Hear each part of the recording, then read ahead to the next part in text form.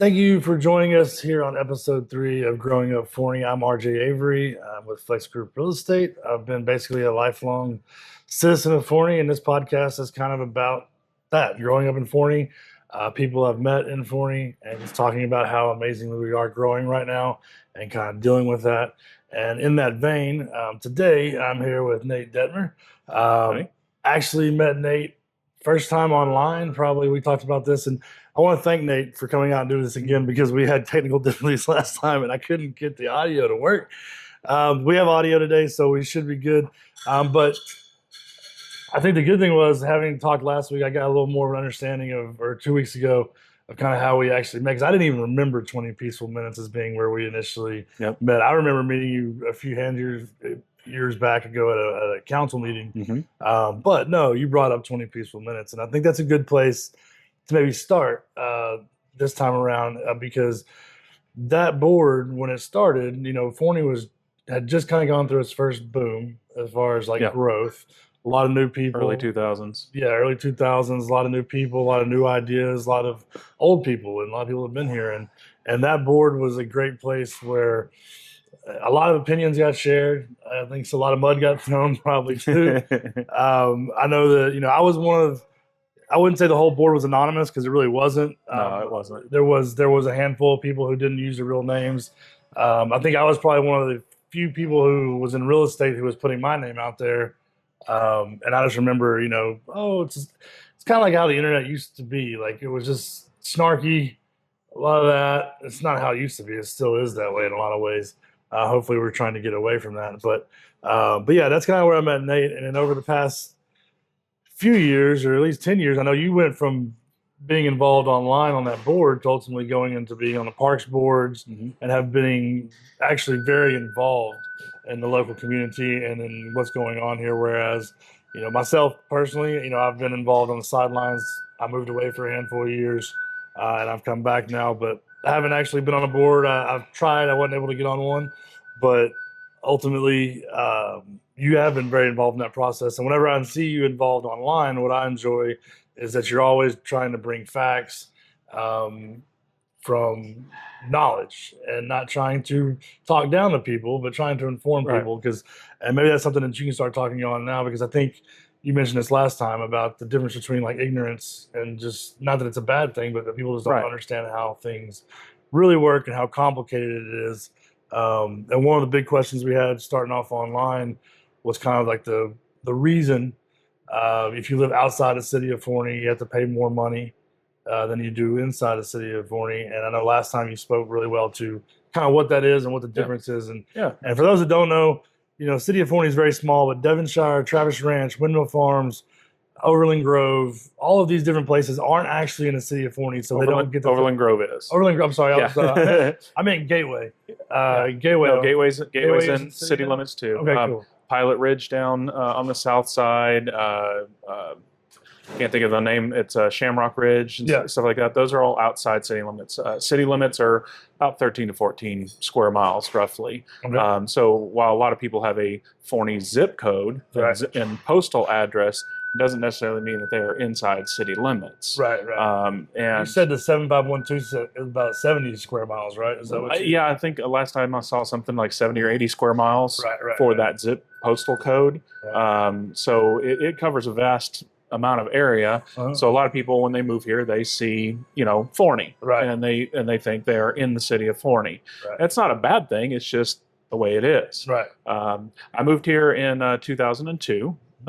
When I met my wife, we moved here. I moved here. She actually had just had a house built on her own here. That's that first boom that you kind of talked to a minute ago. I've lived here for 23 years now, almost 23 years. I've watched it go through all these different stages. You're right. I got involved in Parks Board, everything else. That's one of the biggest misconceptions a lot of people have, is understanding what's inside city and what's outside city limits. And it's not a bad thing, and that's where you're asking about the ignorance. I use the word people are ignorant to that. Not that I talk down about them or that I think they're stupid. There's a very big difference between stupidity and ignorance. Ignorance just is a standard saying of you don't know. Right. You don't know. Yeah. It'd be like if I tried to tell you how to launch a space shuttle into space.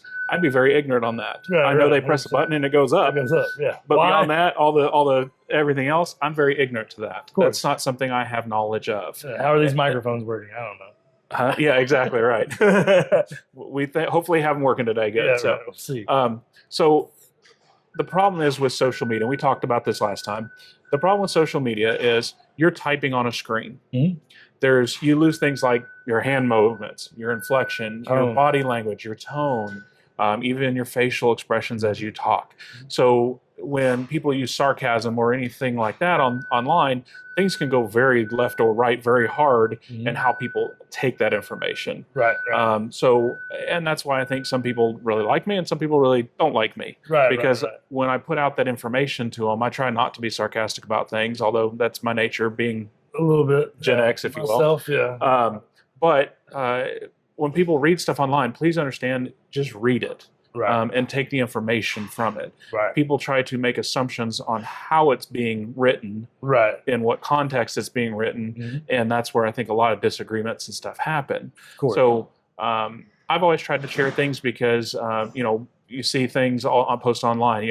Why doesn't the city build more roads, or why doesn't blah blah blah? And you'll see me comment, well, our FM roads are owned by TxDOT. Yeah, I explain the whole thing. TxDOT's a whole nother podcast for another time. Yeah, but I try to explain that to people because most people who move here don't understand the ins and outs of how things work and the way they work here in Forney. And that's one of the things about the city limits. You can live inside. Well, the same thing you'd be saying a lot of cities. You got to figure out how they work inside. We're not unique in that, I guess. Yeah. Right. So when we're talking about city limits, that was something we got onto for parks and stuff.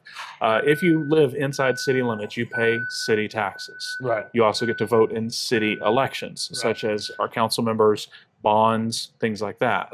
If you live outside city limits, you still pay county taxes. You pay Forney ISD taxes because you're still inside the Forney ISD area, and you have other various taxes, state and stuff that you pay. But you don't get to vote in city elections, and you obviously don't contribute to the city general budget and things like that. So when the Parks Board was asked by council to look at adding a parks fee, or a sports pass type fee is what they ended up calling it, but at that time we called it a park fee. They wanted to see what was out there. So the Parks Board instructed staff went out and gathered information, brought it back. Most cities in North Texas actually do charge a parks fee or a sports pass to those inside city limits and outside city limits. Those that live inside is either none or very low.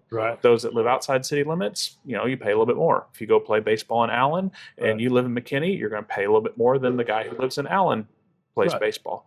That's just the way it is. Forney's done the same thing. The misconception that's come is, well, but I pay school taxes. Well, school and city aren't the same thing. Those are two separate taxing entities, two separate budgets, two completely separate things. And that's unfortunately just a misconception, and the ignorance that people have is not understanding how that stuff works. So that's why if you play certain sports and activities here in the city, you may have a little bit higher fee than somebody who lives inside city, because who pays the city taxes? It's just modeling the same thing that any other city does. And that's I think that's one of the things online, that if you come at something like you said, you miss tone, you miss all these different things. A lot of people, I think, unfortunately, go online. I would say half of the people go online looking for a conflict, looking for that kind of thing. The trolls. You're right. And, I guess I'm guilty of that as any of my younger years for sure. But yeah, there's definitely people who are just looking for that. So they're going to read it in the most non-generous way or non-charitable way as possible. They're going to try to find problems. The biggest thing we have going on, the biggest problem we have is just not a problem anybody can fix. It's just the amount of growth we've had in such a short amount of time, right? And that there's so many layers to having good leadership, because as you mentioned, school district, city, parks, all these things are, even while city and parks are together, the parks has its own department, its own budget. And just now I've noticed, like in the past year, that the city, there seems to be some sort of organization going back and forth between the school districts and the parks now to cross use fields and stuff like that, which is good for the community. Absolutely. If we can make those entities talk and work together. Hopefully that's the key right there, is working together. And I get it. I mean, I've I don't know. I haven't ever worked in a professional setting as far as like a city or anything like that. I mean, I've been in real estate, I've been in the restaurant industry, I've worked with people all my life. I guess in my experience in the 20 Peaceful Minutes days and watching a city grow, back then, I just think there's too many egos involved and too many ideas. And, the reality is the developers out here are going to kind of get what they want. and that's pretty true. Ultimately, back in the 90s and early 2000s, there was an ideology, if you will, of now we would call it a hashtag, but back then it was just an ideology of keep Forney small. Right. They wanted to keep Forney small. They didn't want the growth. They didn't want the problem is we're so close to such a major metropolitan area. Mm-hmm. DFW is now one of the largest in the nation. In fact, I think DFW Airport's now like second largest next to Chicago or something. I read recently. I mean, it's crazy how we're growing. You're gonna have the growth. It's inherent. It's gonna happen. But because of that mentality, a lot of the stuff that they could have done back in that time, they just didn't. Right. Right or wrong, they just didn't. Yeah. Now we have what we have left. Yes. Most of these areas that we've talked about, like we were going through the list earlier, are in ETJs, an extraterritorial jurisdiction. I just call them ETJs because it much simpler. But the issue is that only that entity that owns that ETJ is who can annex it. And now since 2019, from the new state laws that were passed, if you're in that ETJ, you get a say. If you own property, you get to vote on whether you want to approve or deny annexation if that city entity tries to do it. Right. A lot of people say, well, we could have annexed it way back when. Well, you have areas like Devonshire. When I moved here in 2002, Devonshire wasn't even on the map. No. Windmill Farms had just gotten started. Mm-hmm. In fact, I think it was around 2004, 2006-ish. Mm-hmm. The first Independence Day celebration, which I know the city's about to do do tomorrow night again, was actually held in Windmill Farms by the city. But Windmill Farms is in Forney ETJ. Right. So eventually the city could have and still could annex Windmill Farms. Right. That's a longer subject, but that's a possibility. Areas like Devonshire and over like Travis Ranch, you got a lot of Heath, you got some Forney ETJ, and you have a lot of Dallas ETJ. Right. I missed that, Devonshire is almost all Dallas ETJ. Right. So back in the day, we couldn't annex it. But back then, you could buy, sell, trade with other cities. And that happened all the time. But that mentality of keeping Forney small and not looking for the future, knowing their growth is going to come out this way, I think is where we kind of got ourselves into this situation. For sure. Now, looking at it today, the issues that we run into is, first of all, if you're going to annex it, you have to own the ETJ. Right. It's going to be hard to convince Dallas with all those big homes out there in Devonshire. Sell that tax base to us because we don't want you to annex it. We would like to have it. Right. It's going to be a lot more difficult than it would have been when it was just a bunch of farmland. Right. The biggest issue is that new 2019 law where the residents or property owners of that ETJ get a say in it via a public ballot vote. Right. If the city were to annex it, first of all, a lot of these subdivisions do have a mud district. Right. That's how they are able to have their utilities like water and sewer and things like that. That's how they got developed from the beginning. A lot of them did PIDs or bonds or different various things that those citizens are paying into, and ask them, they'll tell you how high their water bills are to pay these municipal utility districts, these mud districts down. Well, a lot of cases, in the case of like Windmill Farms, their debt service right now is so large. If we were as a city to annex them, it's a good possibility they would have to raise our city taxes to cover the cost of that. So it would be beneficial to city residents already or the city, because we'd still have to pay down that debt service before the city would actually see financial benefit. Right. Second thing is that because those who own the property in that ETJ, a lot of them don't want to pay the city taxes. Right. We pay in the city, you pay the same taxes as the person out there in the county does. The difference is we pay city taxes, they don't. They have one less than we do. Right. So to annex them, you're asking them to add another tax. Now, they would get city services, fire. Well, their ESDA 6 already has fire, but they would have city fire, police, city police, city water and sewer would take over at that point, things like that would happen. There are benefits. They would also start to get to vote and have a say in city matters and elections and everything else. There are benefits, but there's also cons that most people don't want more taxes. And that's where we're at now. Right. It's going to be hard to get the ETJs. If you go on the south side, it's almost all mesquite ETJ. Right. Yeah. Long 20. Yeah, all along 20 and stuff. So all those new subdivisions down there, they're either in Kaufman or Terrell or Mesquite ETJ. Again, Forney doesn't own them.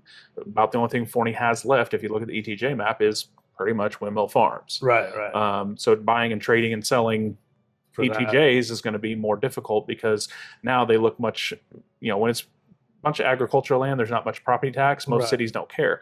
Once you have a bunch of subdivisions on them, those who own those ETJs look at that saying, well, when that debt service gets paid down, we might be interested because of that chunk of taxes that would start coming in. So we can't fix what happened back in the 90s and 2000s. It is what it is. But what we can do is talk about it so people understand why we're here and what we have to deal with. It's a unique situation. And to maybe give some of the people who are in leadership a little bit of leadway in the fact that they're dealing with a complicated situation. It's not as easy as it may be if like Frisco or Plano, where they really owned a lot of their land and it wasn't all built by PIDs and MUDs. Well, that's like I said, that's a great thing to explain to people so they maybe understand that if they don't know that about how Forney's built. I do want to kind of move into something more positive. Ideally, because that's we don't want to keep it negative. And I don't mean any of that negatively. It is what it is. It's just it's kind of what we have.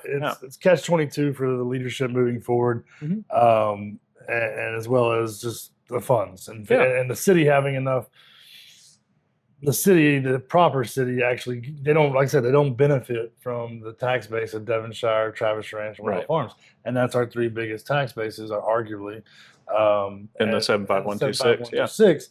So that's why it may be harder for the city to provide some of these larger scale services that we see in cities like Frisco, Richardson, et cetera. But one thing we talked about briefly last time we got into, it was something you were pretty excited about yourself, was interconnectivity thing. That there's already a plan that was put in place a handful of years ago, back when you were in the Parks Board, right? And it was even before that. It was right after I moved here in the early 2000s. There was a master trails plan that was put out. The master trails plan was a kind of a collaboration between the city and our very early Parks Department back in the early 2000s when it first got started. Because up until the early 2000s, we didn't even have a Parks Department. Yeah, it was a park board. It was kind of a Parks Board, and that was it. There was no actual department, no manager, no nothing. So a collaboration between the city and the parks and the county commissioner to connect. We knew in the early 2000s of Windmill Farms, Devonshire, Travis Ranch, some of these larger subdivisions of these developers who were coming in to do these mud districts. And they were going to connect everything via trails and stuff. Not to the scale, but think of like the Katy Trail in Dallas. You have it connecting all these areas. You can hop on the Katy Trail and go from this neighborhood down to that neighborhood or down to downtown Dallas. So forth. And Richardson's kind of got a similar bike trails. A lot of cities have these connecting trails. It's not just for hiking, biking, walking, running, things like that. It's also for connectivity. Forney's been very lacking in that. Even when we just approved, because I was on the Parks Board until June of 24, we just approved the new master plan. And even then, if you look at the data, we as a city are actually behind on our trail system and our connectivity in the city. And that's something that we as a Parks Board said, we want to make that a priority. We should have been doing it all these years, to be fair, but let's make it a priority now. So I'm excited because I know a lot of things are coming. One of the projects that's being worked on right now is connecting before I get to that, I'll mention real quick, the commissioner that put together that with the city obviously is long gone now. A lot of the areas that he was wanting to connect county area to the city trails is now owned by different entities that we probably couldn't get access to. So right now, what I'm talking about, future connectivity, is purely for city limits at this time. But we can connect to some of those main areas that would allow connectivity, if you will. If you want to, So one of the projects I'm working on right now that was approved, I think it was last year, for budget and CIP, or what's called capital improvement projects. That city council said we're going to spend a little money for, and I think it's a great thing, is connecting the community park, Forney Community Park, to Chestnut Meadows. That's the first kind of leg to there.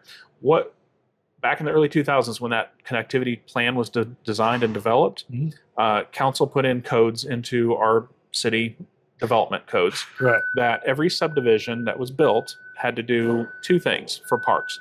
Number one, they either had to dedicate parkland, which was reviewed by the Parks Board, because they would always try to give us just some floodplain or something you can't use. So we want to make sure we were getting good land. Yeah, and get a little bit of something. Or if you didn't want to give up some of your land, let's say you had a smaller subdivision, you could pay in fees in lieu of. And that's what most developers are now doing, is they take the fees in lieu of. Like the Bellagio project primarily did fees in lieu of. When they filed for their permits and everything, there was a huge chunk of money that gets put into that fee. The Parks Board, the Parks Department has access to that. The Parks Board reviews that and approves how that money's spent, and that they make a recommendation to council. Council approves it. So that money's there now, and that's where a lot of developments. The second thing that every development had to provide was a trailhead for their subdivision to an area where the city could connect that entire master plan. So this step is, after 20 years, is finally a step connecting Chestnut Meadows. That same location was also going to eventually, per the drawings, go down to like Greyhawk area. Possibly follow that Mustang Creek and go either under over 548 area to be able to connect to the backside of Greyhawk. So now, if you lived in Greyhawk or Chestnut Meadows, you have a trail, a hiking, biking, concrete trail with lights that you can now take to get all the way to the park. You don't have to hop on your car and drive through our wonderful traffic to get to the park. You could take the trail. So this is the first step in that. I hope to see in the future, I hope council with their budgets are able to provide a mill or two every year towards these trails. Even if we're doing a half a mile, a quarter mile, or even a full mile every year, I'd like to see that continue to start to give this connectivity. One of the great hires that the city made recently, we talked about this last time, but the city a year or two ago hired a grant writer. Somebody who specifically goes out, looks for grants and stuff. One of the things City Council just a few weeks ago approved was the accepting of some grants that are out there to do new sidewalks downtown. A lot of people don't know, downtown isn't just where the few buildings are down there. It's actually all of Main Street and all of Broad Street going down to Chestnut. That is considered downtown area. So we're sitting here at Addison Coffee Roasters today, and thank you for them being so kind. I'll jump into that real quick. Thank you to Julie and Travis for letting us use their spot here today. This actually used to be the old retrofitting outfit for fire trucks when I was growing up here.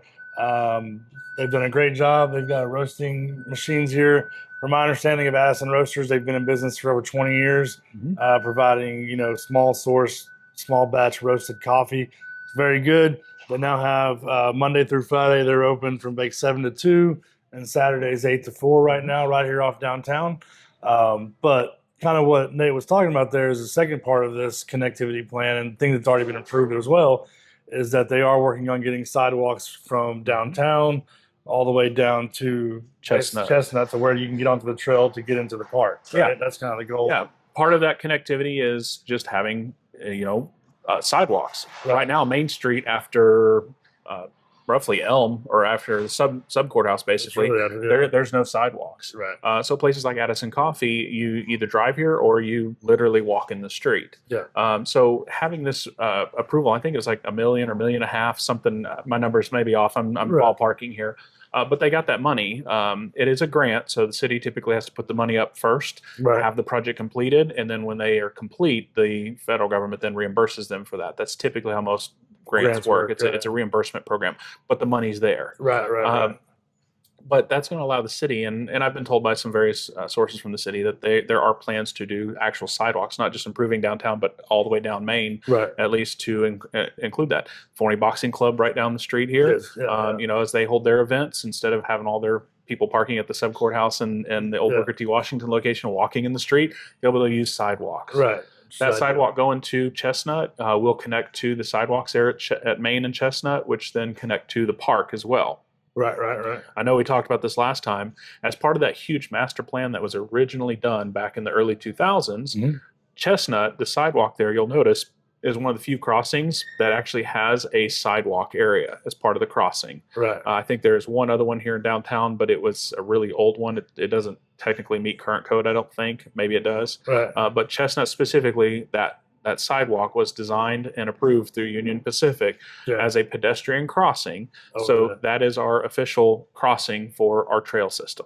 Okay. And so it's important by connecting downtown. That's our crossing to get over the railroad. Now we can continue that up the Mustang Creek area, potentially eventually to go over under Highway 80. Right. Then we can start to connect all those neighborhoods on the north side as well. And I think as we do these projects, we should be spreading both directions, north and south, of course, as well as east and west, to get to all these subdivisions. So I'm excited about that. That's something I'm passionate about. I'm really excited, and I really hope to see more growth in that respect in the future from our city and leaders. Nice. Well, yeah, well, hearing about the grant writer thing, that was a good thing, because just what I am aware of city works and stuff is that there is lots of money that's available for cities to go get and find. And like you said, they got to put some money up front. But if things are done well, it can be something that can be beneficial for everybody and save us money in the long run. One of the cooler things we talked about, because right now one of the biggest problems with Forney is there's maybe not a lot of recreational stuff. We do have the park, of course, and we do have baseball fields and soccer fields. But we don't have a lot of extra stuff. You are an avid disc golfer, and this is something that you spoke about. And it's something I heard about a handful of years ago, using the floodplain lands and whatnot in order to put in a disc golf course. And obviously, this is something that's stalled right now, and I don't think is still has legs. But I know it's something you spoke to that I'd like to talk about again, just because I think it is a cool idea. It's a passive pastime type of passive recreation, I guess. And it's I guess you had mentioned that it's one of those things that it's like the internet has made these communities so amazing, where like you had mentioned, like Forney had talked to one of the main designers of, like, I guess one of the most popular designers of these things. Yeah, I did. I met with him. Yeah. And obviously right now we can't maybe afford that service, but something might be worth looking into for us, because those kind of things do attract people and business, and it uses areas that aren't normally usable. In floodplain, the way the laws and codes go, there's very little you can put in it. What the kind of the stigma is out there is you can put trails and you can put disc golf in floodplain. So it's a great use of getting more usage out of area of land that we have, that we already own, that is just not usable really, other than the trails currently. And that's what we have some, but we have more there to the south side of Community Park that we can use behind the amphitheater and so forth. The disc golf course was actually something identified back in the 2010s area, around when we did the master plan in 2014, which I was a part of that. We actually had disc golf added at that time as an amenity that we wanted on the list. But as much as I love disc golf, I know that there are bigger priorities, and I was never a huge pusher of that. I think now, based on cost and what the public's done with our recent bonds and saying no to some certain items, some really big ticket items, I think disc golf is something we should consider as a city. It's another amenity that would bring, like you mentioned, it's a passive recreation. You have kids usually from about 9 or 10 years old. Not that you can't have younger, but their arm strength and stuff for doing disc golf. About 9 or 10, usually, sometimes into the teenage years, all the way up to, I've played against some 80-year-olds out there on courses before. And they will put a whooping on you, RJ. I'm telling you right now. I don't mess with old man strength. Those old guys, man. They will come out and put a whooping on you and make it look like they just had, like they just ate their ice cream while they watched you fail. That's hilarious. But it's also something that is beneficial for all the various income levels, and diversity. Very inexpensive hobby. Correct. I got started playing in San Angelo with a buddy of mine. He introduced me to it. We went to Academy. I bought a little beginner kit. It included a driver, a mid-range, and a putter. And yes, there are different disc designs. It's not just a Frisbee. Don't call it Frisbee golf. Disc golfers will make fun of you for that. And all that stuff. Some things like that, but it's more the design of the edges of the disc and stuff. I'll take a hit in the head with a regular Frisbee. I do not want a disc golf disc hitting me in the head. They are heavy and they have a very hard line on the outside. But what you can do with them is that beginner's kit I got at Academy, it was less than $20. I think it was like $16.99 or something like that. And I played with that for like the first year that I played. It was just those 3 discs. So it's very inexpensive to get into.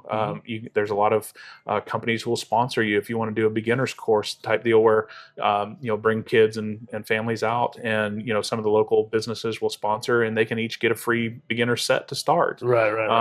So it's something the community can get around. If you design a course well which we talked about before, Yeah. you can get tournaments. Right. What he referenced was I'd spoken with some bigger names in the industry who are well known for their courses. In fact, typically when this gentleman designs a course, some of the top ones rated in the world are designed by him. Him and his team stop by here in Forney, just kind of look at the area for me, just to kind of give me their input, because I've never designed a course, so I'm not going to try. But I said, hey, you're here in Texas. Would you mind, give me some input? We don't have the size to do a professional scale course to get on the Professional Disc Golf Association's circuit. Right. There is a PDGA, like believe it or not, and they're played on ESPN Ocho and ESPN2. Also, you can catch some of the disc golf things, but we do have enough size that a well-designed course could hold some larger regional tournaments, not just local tournaments, but regional tournaments. Yeah. Host some various qualifying events to make it to state, then could then lead to making it to the PDGA and things like that. Right. Numbers that you get when I talked with them, if they do complete 100% turnkey, you're probably looking at about $400,000 or $500,000 to do a full course, 18-hole course, with the land that we have. And if you were to hire somebody like their company to come in, obviously the city would do an RFP, request for bids, all that bids and stuff. Yeah, take bids and find the right. But a contractor like them who can do the design work and the design build process, $400,000 or $500,000 would build us a really wonderful course. Nice. Now, this is where the ignorant side of things come in. Most people say $500,000, that's ridiculous price. There's a lot that goes into course design, and I'm not going to go into all that.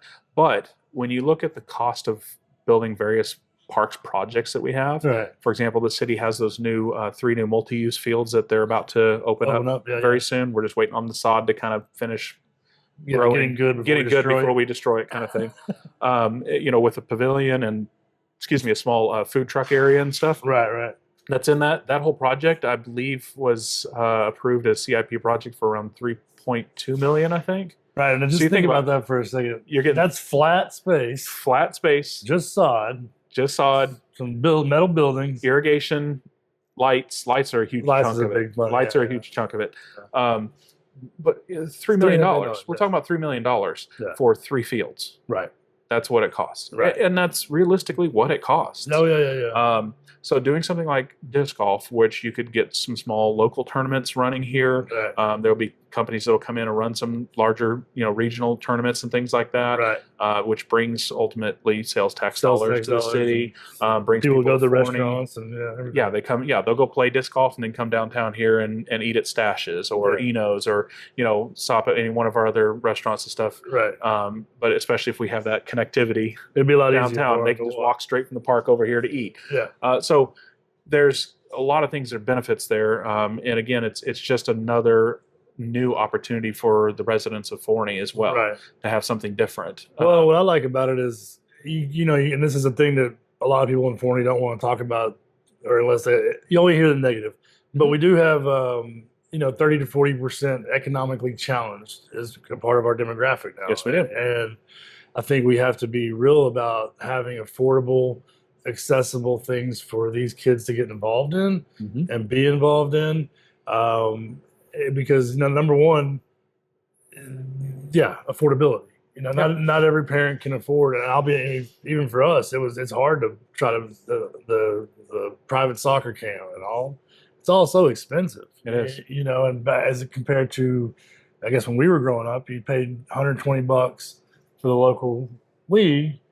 And you're in. Done. Yeah. But now there's so many levels to it. But like the boxing gym, but something like disc golf would be something that's a pastime that's easier for those kids that do want to do something positive and aren't looking to, get into trouble or do all the nonsense that we don't want to have people doing. It's just a good thing. And for $500,000, to me, comparatively speaking, that's an insanely great investment. Absolutely. And the maintenance and operations of it is incredibly low as well.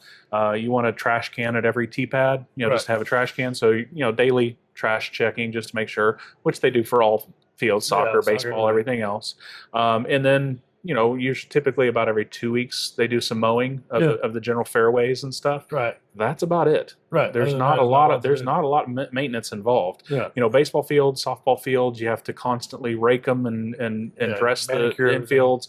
There's constant mowing almost weekly with those, soccer fields as well. Yeah. So there's a lot more maintenance in the other types of sports and recreation that you offer. Right. Versus a disc golf course, very low maintenance compared to other things too. Right. So low cost not only in installing but in maintenance as well. Yeah. Well, kind of continuing off of that into an idea and a project that has been kind of on the forefront, at least online, is the whole idea of a new library. This concept of, we spoke to a little bit last time we chatted, but maybe we'll go into a little bit of that about where it's at right now.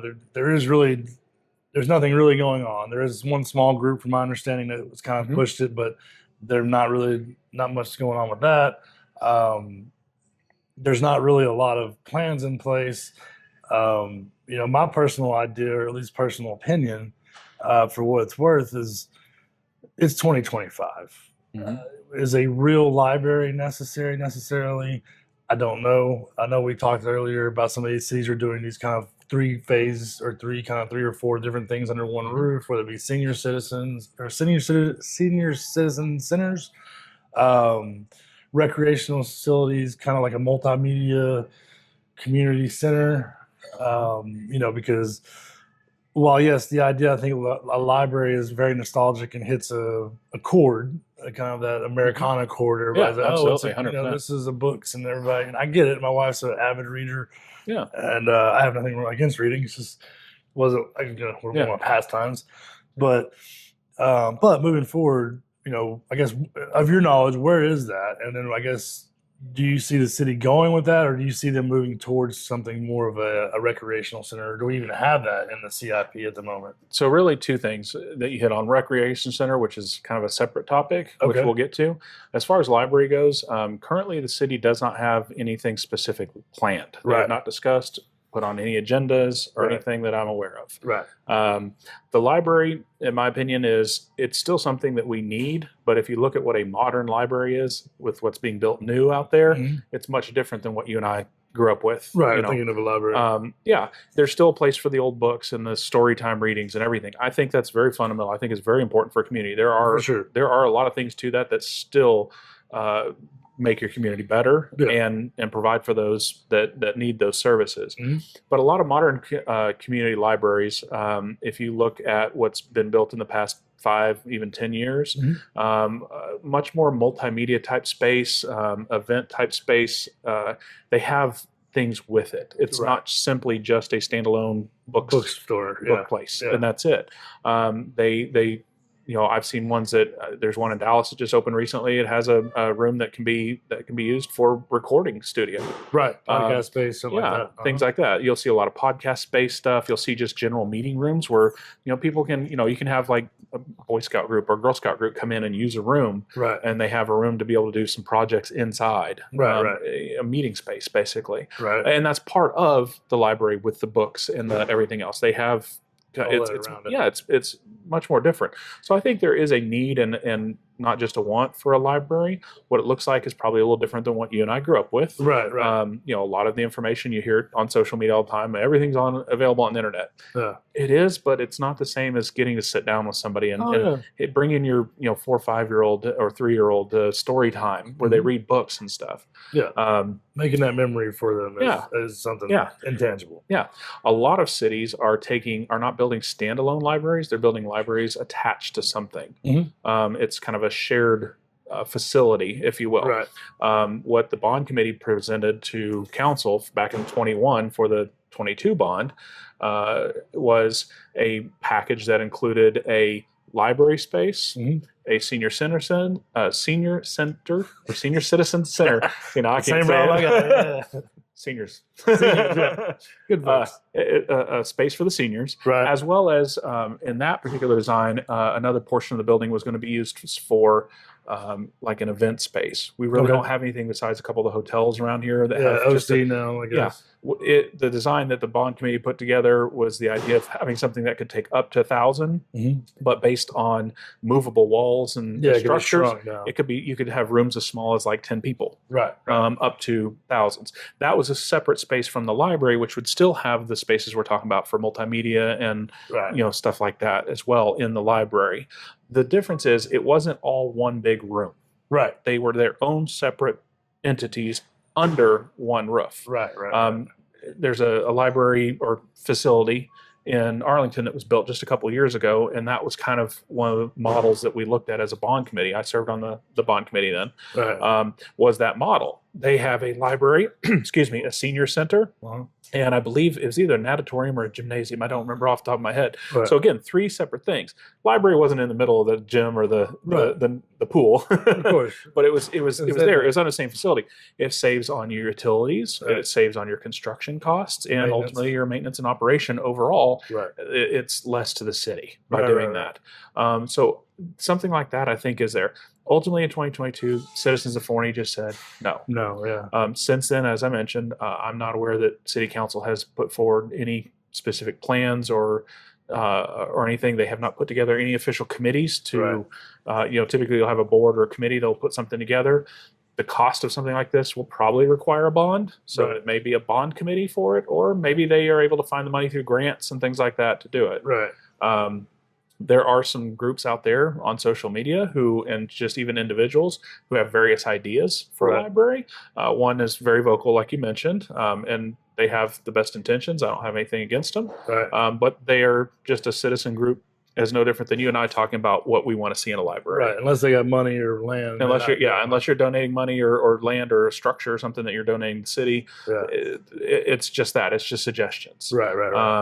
So I think there's definitely a need and a space, and I've always been pro-library. I just want to see it done the right way. And I don't think building a huge Taj Mahal by itself, standalone building, is the way to go. That's my opinion. But based on all the research I've done and what I've seen, I think finding a much smaller element to get started, to get more buy-in from the public, if you will, saying, hey, this library is fantastic, but it needs to be bigger. Then we could grow something bigger. And if we do go bigger, then we need to look at maybe some of these multi-use facilities that would benefit the city as other areas besides just a library. Well, you mentioned the bonds, and that's something why I think that people who, especially if you live inside the city of Forney, city limits, it's so important that you vote, because unfortunately that anti-growth, keep Forney small mentality votes every election. They do. They've never not voted. They're still here. They're still here. They're still voting, and God bless them. They're great. But as we kind of alluded to, not realistic in what's going on here.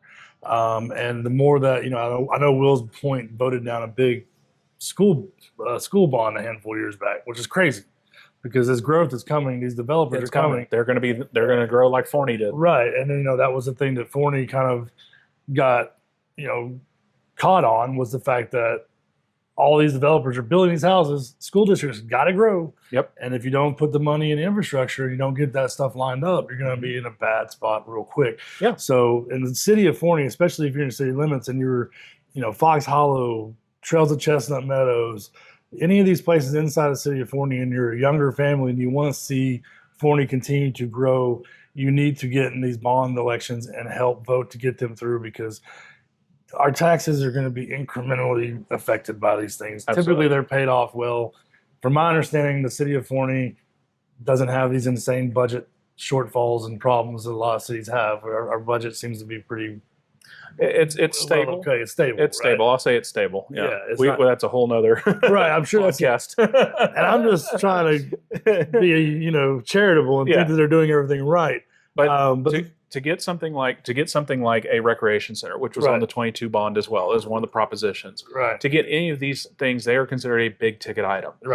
When you look at a city budget that for the past quite a few years, it's barely been low 20 millions as an entire city budget. Where we talked about this last time. That includes your police and fire, which take up a huge chunk of that. Your water and sewer, your parks, all these things the city provides. and somebody says, well, I want to go build a $35 million recreation center. Right. Well, that's fantastic, but a $20 million budget after you pay for all that other stuff only leaves a couple million here and there to do a CIP project. And you still have to be doing those projects, like we talked, the connectivity. So you still have to do some sidewalks. You still have to do, we talked before about the upgrade of Heritage Hill. They're going to, that's old, outdated, it's falling apart, needs to be replaced. So they're going to replace it with an inclusive park for families with special needs, which I think is fantastic. I'm 100% behind. And I think that we should replace all of our parks that way as we can. CIP projects. But while you're doing that, if you want to set aside money to do back in 22, it was $35 million to do a recreation center for the size that we were looking at doing as a bond committee. $35 million. How many years is that going to take you to save up? You want to wait 35 years for a recreation center? Right. People are talking like you and I right now. Our kids are grown and gone by then. Yeah. Their kids will be almost grown and gone by then. Exactly. Right.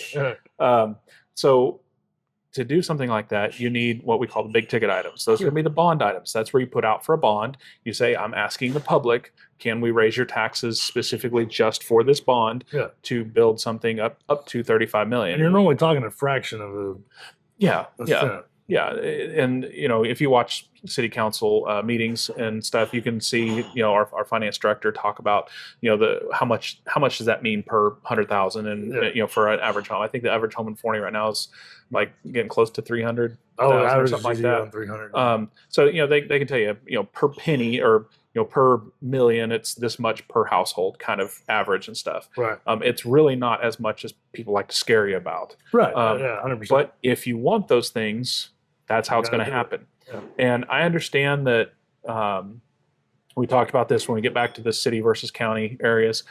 I understand that there's a sentiment between a lot of people that live here in the city that, like, I don't want to pay for it if everybody from outside the city limits is getting to use it. Well, that's where your user fees come in. Right. You can charge them more to be able to use those facilities. It's like a recreation center. It works the same way as the parks do, right? Exactly. $10 for a resident card for the year, and call it 50 or $100 for a non-resident, non-city resident to use it for the year. Right. It's never going to be equitable. I mean, even if they pay $100, it's still way less than I pay as a city resident in my taxes that go towards that budget and towards that bond to build a recreation center.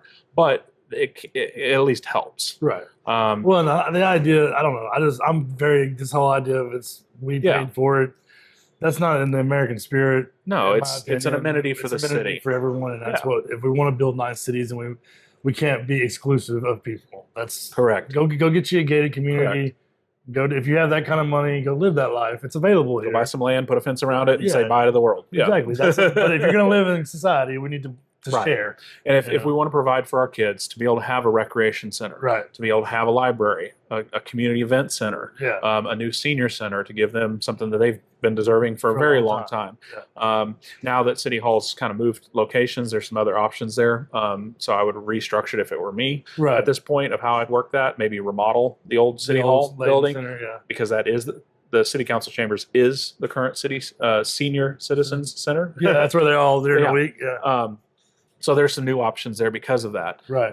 But if you as the public want to come and you want a recreation center and you want, these things like a library and things like that, it's probably going to require bonds. I was disappointed that the North Side Park bond failed. Oh, it is. Again, we get back. That was one that just happened, right? In 22. Yeah, that was 22 as well. Yeah. Okay. So when we get back to what I mentioned earlier about how developments have to donate land or donate money. Right. When the Gateway development was originally started, and everybody made fun of the whole bridge to nowhere. Yeah. Add the audio. Nowhere. I remember that.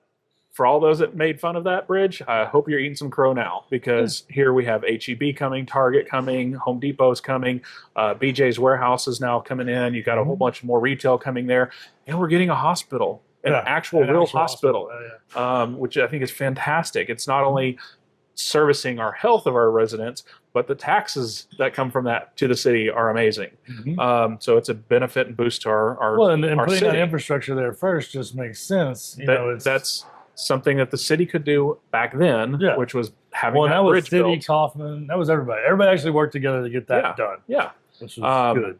So you have those things. Well, part of that was when the Hunt's family purchased all that land, they have to donate to parks, dedicate land or money. Back then, they chose to donate land. It's about just shy of, I think, or right around 60 acres over there, right off of, I'm going to say it's 217 Reader / 217. It now connects to, it now connects to that little bridge, that little tiny bridge that it needs to be terrible. So back behind what was the old antique start of the antique row. So back there to the left. Back there to the left, there's, I think, you can see like a mobile cell phone antenna. There used to be a house over there that they tore down. The house is over on the far, next to the antenna, The big one they tore it down. But that there's a section of land back there that's kind of behind all the new apartments across the new Ridgecrest where it connects over there. That actually cut the corner of our land. The city gave up a little tiny chunk of that park land to allow Ridgecrest to make that east-west connection there from 548 over to that area now, which that's going to dump, I think, almost right into where the new hospital's going. So that's great connectivity there. So we still have about 60-ish acres, I think it is, over in that area. The new Northside Park plan at that time was going to add some multi-use fields, walking trails, family park area, a new baseball facility, get them out of Mulberry finally, which is well-deserved and needed. It was also going to put a whole new park on the north side, which will help alleviate some of the traffic and density on the south side community park by having the north side park.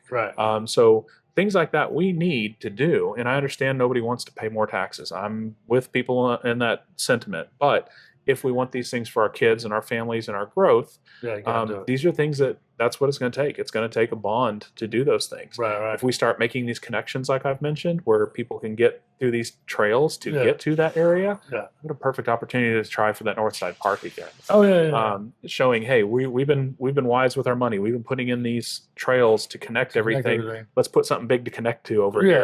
It's actually ready to go.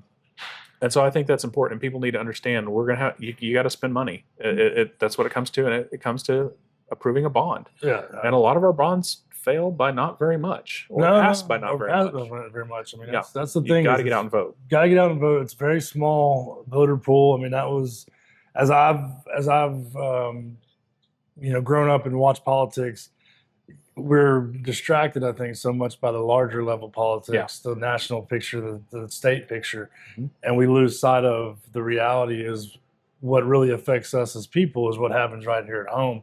And that if we're not involved, unfortunately, these people who show up are going to vote, and they're going to vote, and they're going to win. Because the people who, unfortunately, may or may not spend more time just complaining online don't actually show up to do the vote. Because in 22, I imagine I was missed by a shy margin. I know we just barely passed the bond election for the new Justice Center and all that stuff in Kaufman, which is, with the growth, everybody, government, this government. Yeah, well, if there's corruption, eventually it'll get rooted out. Somebody will go to jail. It is what it is, but we can't stop growing. We can't stop voting these things through.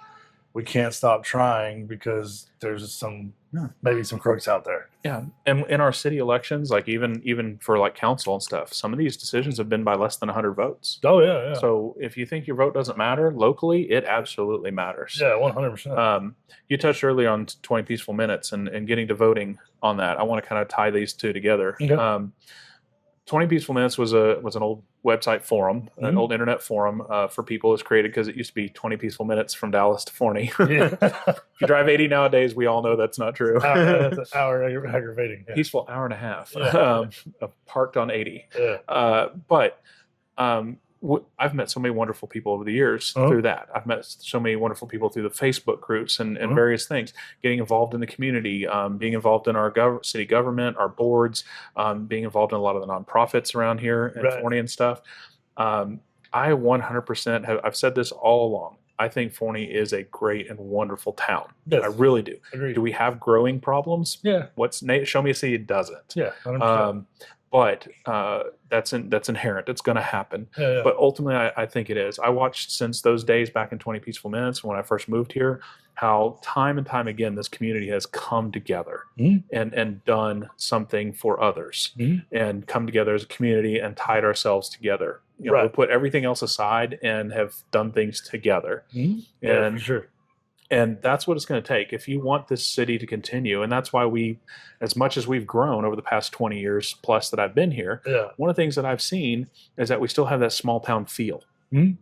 Yeah, so even though everybody said keep Forney small, and we grew, we still have that small town feeling because the community comes together when it needs to. Oh, 100%. And when we talk about these things that we're doing, these parks and these bonds and things like that, that's a time the community needs to come together. Right. We know that we need things for the kids to do and for adults to do. For adults to do, we need those things. That means the community's got to come together and support those types of things. Those items, yeah. No, I mean, I would say that's one of the reasons I'm happy to still be here is that, it's even as big as it gets.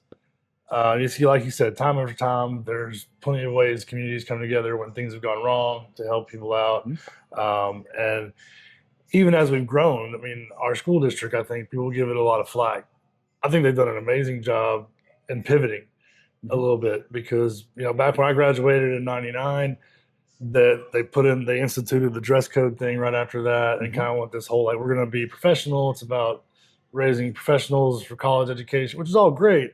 But you kind of have to be honest about what the demographic and the people that are moving to the city are. And for better or for worse, it's not all Harvard, Yale, Stanford. That's going to happen in any city. Right. And pivoting to building the Opportunity Center and like trade-based training for high school, where you have now high school seniors graduating with beauty certificates, understanding like some sort of mechanic operations, working in restaurants. All of these things that are trades that people need to do and are good jobs, especially in your younger years, to get, just experience. That was awesome to see, as well as to watch like our band and our sports programs grow. And they do compete at a pretty high level. They do. The bands, absolutely. I think that both of them have now gotten a lot of accolades. I think that one of the drama clubs, I think it was North Forney, maybe recently, just won some big accolades. As well. Our bands, the Forney bands, have done really well. North Forney, both Forney and North Forney. A lot of people don't know we have high school bass fishing teams. Yeah, that was one thing you were I don't know if North Forney has a group right now. They did at one point. I know Forney does. They actually have quite a few teams and have done very well. But a lot of people don't know about them. So we have great, and that's not necessarily through the ISD. It's these through are the clubs. It's more of a club, but it's part of a larger Texas High School Bass Association. But they are representing the schools. They compete against Crandall, Kaufman, Maybank, Malakoff, Royce City, Rockwall. They compete in various divisions and stuff. Well, if you don't know, bass fishing as well, like disc golf, is one of those things that has this huge, following. And people, especially in Texas, where we have so many lakes, and it is a huge pastime. So you'd mentioned that. So locally, we didn't really have we kind of basically said there was one gentleman who stepped up and started taking over for. There's a young kid. There's a young kid who's actually in high school, is helping to try to create. I would call it a booster club or whatever for that. And I've been talking with him, and I'm excited to see what comes of that. My daughter's past year gotten really into fishing. We fish here around Forney and other areas, and her goal is to eventually be like her cousin who fishes for Royce City. So she wants to get there. I got 2 more years before we get to that level. But I'm excited to see that people are starting to pick those things up and do that. One of the things I would like to see when we talk about like the Northside Park was a larger pond area. That would be great for a lot of cities have, a beginner fishing type events. It's like a nice stock pond where Rockwall does one every I think every spring. They do like a little fishing derby for kids, like ages 5 to 12 or so, or something like that. Right. Things like that can be beneficial to the community as well. Nice. Well, yeah, that's what I mean. You touched on the guy who does this himself and helping the bass fishing team himself. I think that's one of the great things about Forney too, in my opinion, is that small town feel. If you're somebody who's motivated and you've just moved here, or you're thinking of moving here, and you're motivated to make change or be involved in actual change, and actually learn and get involved in the process, and apply to getting on boards and doing these things, it's very easy. Unfortunately, I applied for a board and stuff, and I've got to wait a couple of years before I can get in again. But it's not as hard as you think. Right. And you can go out there and, I guess as a person who's, done my own real estate business, done a lot of my own stuff, That's what I like seeing, is that people just get involved. Like, Yeah. realize there show up to the meetings. They might be boring, but if you really want to figure out things, and if you really have a desire to see stuff put in motion, get out there and do it. You know what I mean? Because that's one thing of why I wanted to have you on and talk to you, is because you went from being a part of that 20 Peaceful Minutes board 20 years ago to being involved and really helping push the things forward that we needed to push forward. Yeah. And even though we didn't get everything that you wanted and everything that we needed, we did get a lot of stuff done. Yeah. We got a great new community park out of the past 10 years. There's a lot of stuff going on there. And hopefully, as more education happens and the population continues to change and diversify, we can get maybe some different swings on those votes the next time around.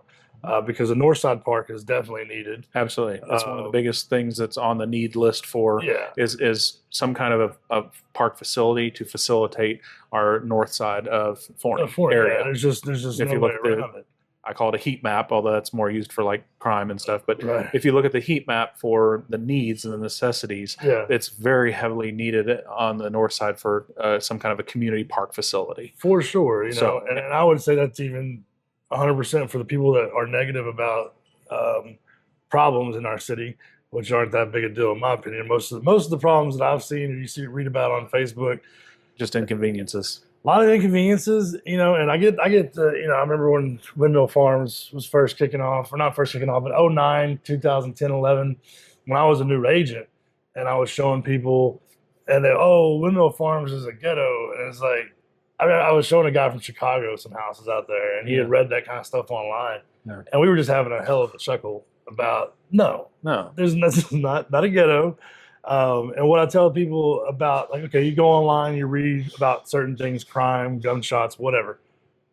99.999% of the time, those are internal conflicts, domestic, something going on that shouldn't be going on, probably. Yeah. But it's not these large, random, just crime sprees going on. No. You've got some kids that are unattended to, opening, trying car doors, and dumb stuff. If we started with social media in the very beginning, and I'll bring it up again. Yeah. If you look at my years of work and stuff that I've done, I'm actually in a lot of random and various groups across the DFW Metroplex. Right. And as I find them, I usually kind of let myself out, right, because I no longer need to be in there. But if you read their stuff, it's the same complaints in every city that we hear.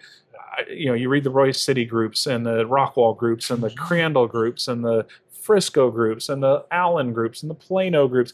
They all have the same complaints. It's traffic, it's crime, it's everywhere. It's everywhere. Right. But people look at our little bubble that we live in, and do we have issues? I understand. We have issues. Who doesn't? But I want people to understand, ultimately, I believe this is a great city. Any city you pick, you're going to have some issues. And the more you grow, the more issues you're going to have. More than likely. I think the city's on a great path. I've seen things that our current police chief has done, and what's coming and things. We just passed the crime district last year, and that explain a little bit about what that is.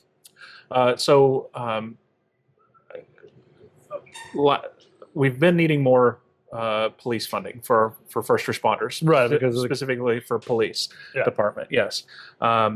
As they were looking for funding and things, one of the things that came up was what a lot of cities have, which is called a crime district, and it's specifically from sales taxes. Okay. So when the city gets a certain amount of funding from every sales tax, our sales tax rate is 8.25%. 6.25 goes to county and state. That's just flat. It's flat. It is what it is. Cities are allowed up to 2%. Okay. So most cities take the 2%. Right. Our 2% is divided into a few different things, and we passed as a city. We voted and passed the crime district, which is now one of those things. So there's a small percentage of that. If you spend $1 or $1.08, 0.25, there is a couple of those pennies that, or a little bit of that, a half a cent or whatever, that goes to the crime district. Right. We moved it from EDC funding for the Economic Development Corporation over to a crime district to help provide more equipment, training, and things that our police department needs. Right. So that funding's coming. I saw something recently posted by the Forney Police Department. I think the first allotment of that collections from the Texas Comptroller's Office is coming here in July. Okay. So while it started technically in January, the city hasn't received funding yet. Right. But it's coming. That's going to help them afford a lot more things that we can do for the city. Outside city limits, I can't help you there. But well, and outside of city limits, they have, I think in the past 3 years, definitely beefed up constables, sheriffs. Yeah, we just built the county just built a new substation there over by North Forney. Right. So they have a Kaufman County Sheriff's substation there. Right. I know that Constable Jason Johnson, he's been building up his task force as well. Yeah, he's done a great job. Yeah, done a fantastic job. There's still issues. No matter where you go, there's going to be. Right. I mean, no matter what city you go to, there's crime everywhere. But of course, they're building it up. But this crime district is going to specifically help our city. Right. Especially with being able to afford more officers. I watched one of the presentations that the chief did a while back about the crime district, and I know that she's wanting to do things like having a traffic task force specifically. Right now, at any given point in the city, you only have 4 or 5 officers on duty. Right. In a city of 30,000 people, with everybody outside coming here. Right. So 4 or 5 officers. Yeah. It's not so. I know she's wanting to at least double that, if not more, to properly take care of our city, and that would allow her, a traffic department where they can be specifically for traffic issues, and stuff. And that's one of the things you hear from people all the time. Oh, nobody respects the laws, and everybody's, people crossing double yellow lines, and all that stuff. Well, now you're going to have more of that, hopefully, in the future. Yeah, enforcement a little bit. I'm hopeful for that. I'll put it that way. So we do have the things like the crime district and stuff that are helping lead us down those directions. Yeah. As well. Yeah, like I said, I noticed that in the past 3 years, number one, the sheriffs and the constables have picked it up, and that's just a part of it. Yeah, as we grow, we have to have more people, and then hopefully this new Kaufman County justice system or justice department, whatever, detention center is going to help in some ways as well, as far as basically not just being a deterrent. Yeah. But obviously there's going to be some money set aside in there for, I forget the exact wording, what they call it, but they have people out of the system. Yeah. These are kids a lot of times. These are children. Yeah. These aren't. And that was one of the things that the county did in their marketing and stuff, is that they put out, part of this is not just the detention center itself. It's also areas that they would have for programming, for doing different programs and things for kids, just to provide positive things, kind of like what everybody's looking for in a recreation center. Right. You want stuff for kids to do. They're going to run some programming and things like that. Yeah. They'll also have programs to rehabilitate or help direct troubled youth. As well. I mean, these are all things. It's not just lock them up and we're done. Right. They put a lot of things into this that are also going to be for preventative and positive as well. Things. Yeah, and that's something. That's just something we have to do. I mean, whether we like it or not, that's we have a large demographic. Like I said, 30 to 40% economically challenged. Whatever that means. Yeah. I mean, we know what it means. It means economically challenged. These are single moms, single dads. Grandparents taking care of their kids or grandkids, retirees, seniors. Stuff. Yeah. So there's all kinds of these different people that fall into this category. And, to me, even though I don't attend a church here locally, we are a very church heavy town. Correct. So it only makes sense to me that we should, in that mindset, be accepting of and trying to find solutions to these situations, not necessarily just complaining about them. Correct. We got to fix them in a way. I think we're going to close out with, I know we did talk about, so we kind of go back to the library recreational center thing. Mm-hmm. You had mentioned a plan that I guess was initially talked about with the old Pinson Ranch or the Pinson thing where they were talking about making that. Yeah. So I've thrown out some ideas regarding a library, including, why don't we just rent or lease one of the buildings downtown and start there? Because before we had the, forget the name, is Martha something branch, the old high school library. That was interlocal between the city and the ISD again. Yeah, they had one a long time ago where that was downtown. Adams Drugs used to be. I've thrown out some of those ideas. I heard an idea that had been suggested recently from a few different people, and I kind of went out and did some research, and I thought it was a fantastic idea. Whoever came up with it was a great idea. Right. One of the parks or one of the city facilities or land that we own is the old Pinson farm off of Pinson Road, right there behind Golden Chick or Chicken Express. Chicken Express, yeah, where Taco Bell, Waffle House, Chicken Express, and then there's this neighborhood. There's an old farm that's right there on Pinson Road on the east side. The city owns that. Right. It's all the barn and stuff is beyond repair. Right. That's the city already had study done. It's determined we can replace it with something that looks like it, but it's beyond repair. The house that's still there is still standing and could be remodeled and possibly reused. I don't know after all these years if it's still possible. Right, but back then it was. Yeah. The original plan for that facility, or that, I think it's about 16 acres that's total over there. It's not just what you see right there at the road. It goes back quite a ways. Yeah. Look on Google Maps. It's like a big square that touches all those neighborhoods. Excuse me. The original plan was to do something like a historical garden and natural area. Right. I was 100% behind that when I was on the Parks Board. In the past couple of years, I've talked with various master gardeners from Kaufman County and some areas that said, yeah, that's not such a good idea. Yeah. They said that sounds fun. It sounds great, but it's the implementation and execution of that, the maintenance of that is a nightmare. And particularly if it's going to be run by a Parks Department. A lot of Parks Departments don't have that gardening knowledge. And you would have to have literally a master gardener probably on staff, something like that. But even then, you're still going to have. There's just so much involved and so much cost involved and everything else. So the idea that was thrown out, that I heard it and I thought it was fantastic, was taking the old Pinson Farm house and remodeling it for few $100,000, if you will, and turning it into a library. Yeah. The reason being is that you're not building a brand new multi-million-dollar facility. We're starting small. Let's see how it does. Let's get it going, see how it does. And if it grows, 5-10 years from now, hey, you know what?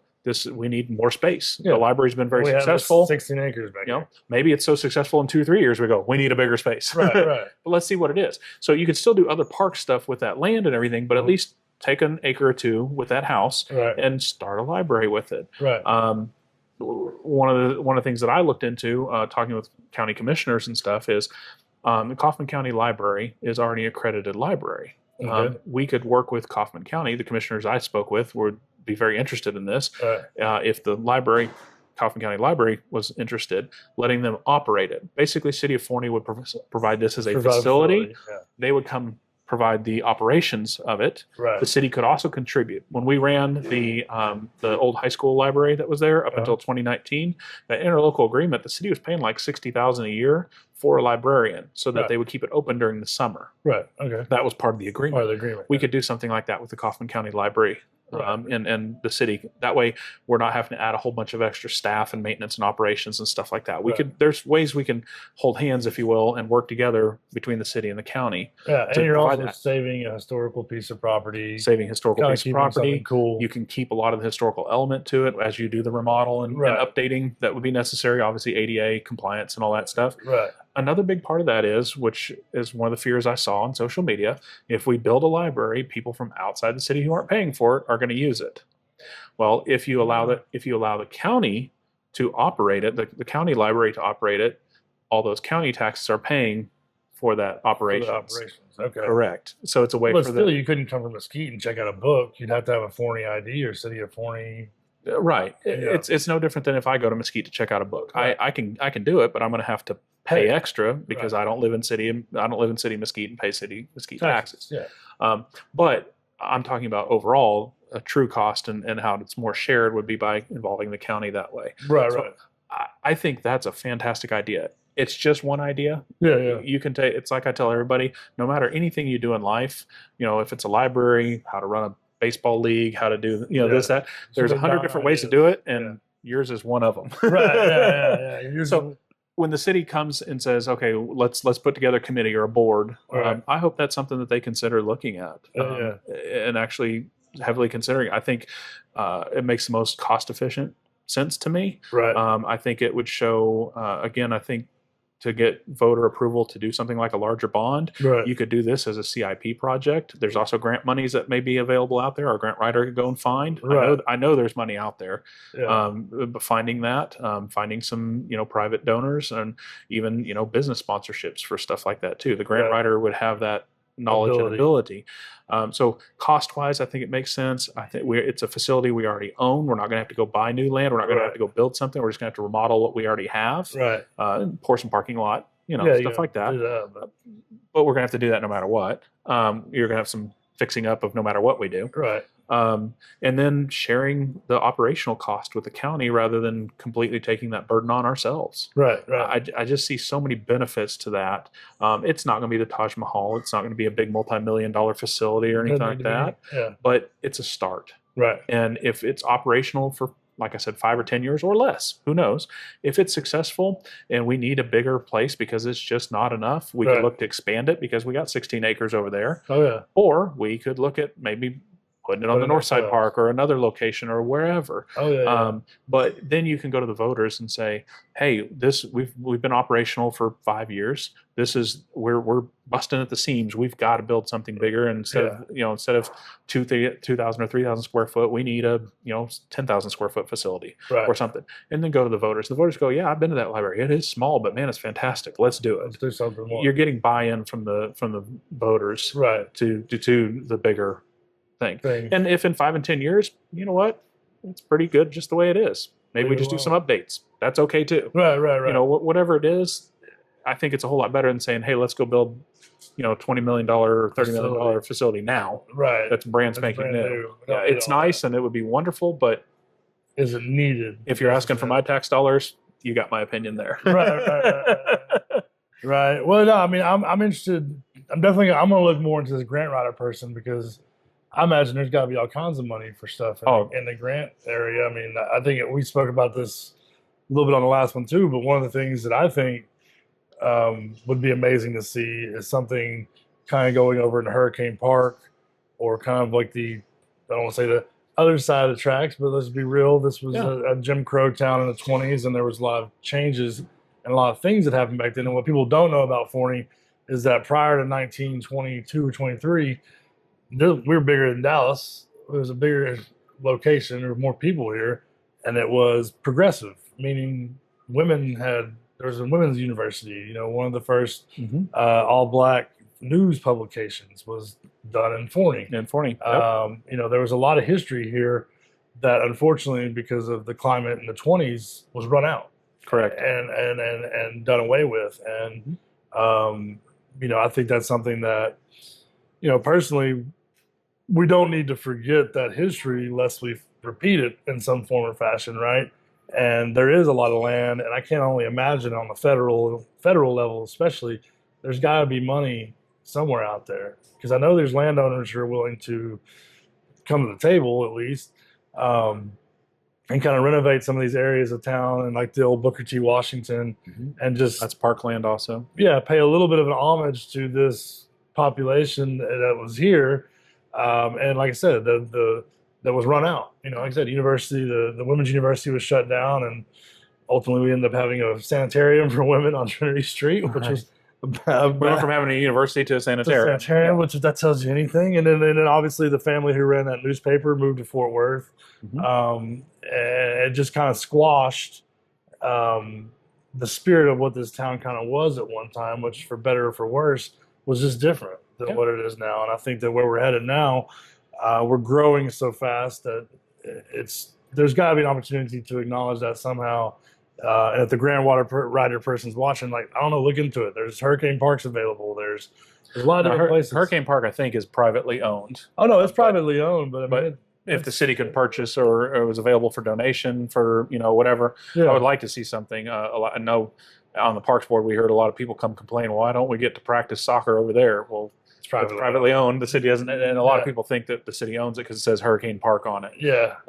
There's a lot of other areas too. I'm glad you brought up Booker T. Washington. Yeah.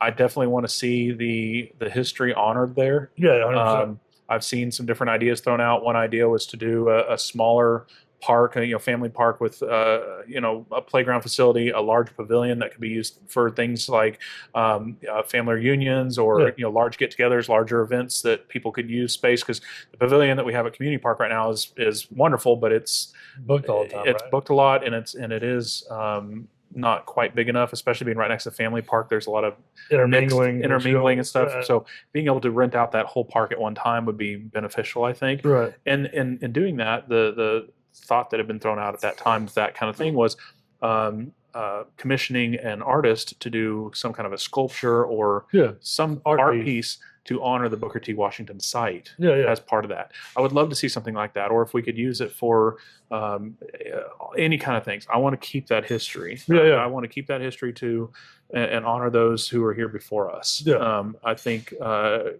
think that's important, like you're bringing up. There's also a lot of other parkland that's still around the city that we own that a lot of people aren't aware of. We call them on the Parks Board, we call them pocket parks. As I mentioned, when the developers were coming in and building these subdivisions back in the early 2000s, a lot of them did donate land. And that land has sat empty for 20 plus years. We've been paying to mow them for 20 years, and that's it. A prime example: if you drive down Main Street right here at Chestnut, make a right. The very next stop sign right there is Stanford. If you make a left on Stanford, go about 9-10 houses down. There's a big space. There's a big open space between the two homes. A lot of people think, oh, it's just two empty lots. No, that's actually parkland. That's the McKellar Place parkland that was donated by the McKellar Place developer. We've mown it for 20 plus years and have done nothing with it. So when I was on the Parks Board, we as a board discussed and really pushed to staff that we would like to see some of these maybe come to fruition as part of our CIP projects. It doesn't have to always just be a playground. It could be, because a lot of neighborhoods already have playgrounds with their amenity centers and stuff. It could be something like we made suggestions. We looked at some things where there's companies out there that build concrete, I don't want to call it playground equipment, but concrete equipment like concrete ping pong tables, cornhole setups, and various games, or large chess stuff. You could do some shade structure and do some of these more passive recreation type things. And if we have that connectivity with all the trails, people can walk to these sites, and you can take your kids and do things there. Horseshoe pits and things, so it doesn't always have to be just a playground. It can be something else. It could be, there's all kinds of ideas out there. And that's something that we were pushing for. I haven't seen a 100% plan for it yet, but I know in our master plan that was higher in our priority list this time. For that 2024 master plan that council approved. Those pocket parks are something. Those would be great ways that we could honor. If you're doing a pocket park and honor, say, that women's university that Forney had at one time. Maybe we do a crazy jungle gym and call it the women's sanatorium. No, I'm just kidding. It's a joke. Joke's a joke. Just a joke. But you get the idea that there's ways that we can do that stuff, even just in the parks, that we could do some of these things and have, like a historical marker or some kind of art piece that's commissioned to represent and remember talk about that. These, the history of Forney. I think that can be there. Because that was one of the things that I was just, when that Forney Country book came out and I was able to look through it, it was just, oh wow, there's a really cool history here that isn't really talked about a lot. It's just kind of just been washed over and I get that, but I think it's something that's worth remembering, that this, there was a lot of cool stuff that happened here a long time ago. And now as we grow, there should be ways to honor that. And, thankfully, I think we're moving in that direction more than we ever have been. I think with the people, more and more people moving here, learning more about the history and wanting to establish roots and get involved. Hopefully that continues in that fashion. I hope so. All right, well, I think we're about an hour and a half now, so that's probably good. Hopefully the audio is recorded. Please. I want to thank you very much for doing this a second time. No problem. Thank you for having me. I want to tell everybody, like I said, you can find me, RJ Avery, on Facebook. Nate Dettmer is on there as well. You're going to see him in a lot of the Forney groups talking about stuff. Keep in mind, like he said, when he's providing information, he's providing information. I would say neither of us come on there wanting to attack, hurt, intimidate, any of that stuff, people. We're there trying to give our opinions. And like I said, one of the things I can say, whenever you are giving an opinion, it tends to be very educated in what you're speaking of. You don't seem to just speak off the cuff on things you don't know about. Thank you. Which is good. That's something we needed, as someone who does that sometimes. Not as much anymore. I've done it before. I've done it before, but especially back in the 20 Peaceful Minutes days. I'm one of those people that's like, okay, well, if you throw something out there and it's not right, someone's going to correct you, and that's how you figure out ultimately what's right. That is a way of educating yourself, is being ignorant, and then someone comes along and says, hey, here's the truth. And then you're like, oh, okay, cool. let me adjust my opinion and move forward in that way. So don't be afraid to ask questions. Yeah, there's those like myself who have the knowledge and stuff. Yeah. I'm no better than anybody else, right. but I do have a lot of knowledge. Yeah. And if you want to know, I'm happy to share. Just like you and I've sat down and talked today, it's wonderful. I'm happy to talk. We can exchange messages back and forth. If you want to call me and talk to me, reach out to me. Or if you want to come, Addison Coffee or Nobility or any of our wonderful restaurants and stuff around here, we can sit down and have a coffee or a drink and talk. And I'll answer questions. I'm happy to share. I would say that's a huge thing. Because, if there's anybody out there who's younger or has just moved here, or older. Yeah, I guess it doesn't really matter the age, of course. But if you've just gotten here and you're interested in getting involved and don't want to walk in blind, or if there's something on your mind that you have passion about that you want to see brought to the forefront, I would say talking to Nate, shooting him a direct message and asking him just some questions. If anything, he can point you in the right direction to talk to the right people so that you're not wasting time, just maybe going to the wrong department or the wrong meeting or the wrong whatever, for whatever it is you're looking for. Go to the meetings. Go to the meetings. Planning and zoning and city council are always on the city website. You can watch them live, or you can go back and watch those meetings afterwards. They get posted usually within 24 hours to the website. But go to the meetings. You'd be surprised how many people volunteer for these boards and have never been to a meeting. That's crazy. And don't get me wrong, because I'm appreciative of those who want to serve. Anybody who steps up to volunteer, I'm thankful for them. Right. But there are a lot of people, and it happens every year as you have turnover, that show up and they're there to volunteer and they are gung ho, but have never been to a meeting and have no clue. Right. And it's not just parks; it's every board. It's every board. Yeah. So I highly encourage you, if you are going to get involved and you want to know, go sit in the board meetings. Most of the boards meet like once a month. Yeah, once a month. Usually once a month. Councils, twice a month. Like I said, you can watch council and P&Z online. If you don't want to go to the meetings, you can actually watch them online. I do that pretty much every time. But go and get involved. And if you're not sure, ask somebody. Ask the city. You can always reach out to somebody like myself or RJ or whatever, and we're happy to say, hey, this is the board you want to go check out, or here's the department. Go talk to them and ask them that they would be able to answer that question for you. Because I don't ever want to lead you in the wrong direction. I try not to as much as possible. So but yeah. Sweet. All right, man. Well, I appreciate your time. No problem. This has been Growing Up Forney. This is Nate Dettmer with me. Please check out Addison Roasters. We're over here on Main Street, right past Center. They've got a great setup here. Open up Monday through Friday, 7 to 2, and on the weekends, 8 to 4. Like and subscribe to our page. If you have any questions about a guest or topics you want to see covered on this podcast, please don't hesitate to shoot me a message. As well as if you're looking to buy or sell property here in Forney, I've been a part of Flex Group Real Estate now for 5 years, and I've been a broker for almost 20.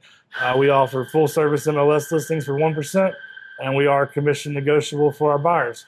So thanks for your time and have a great day.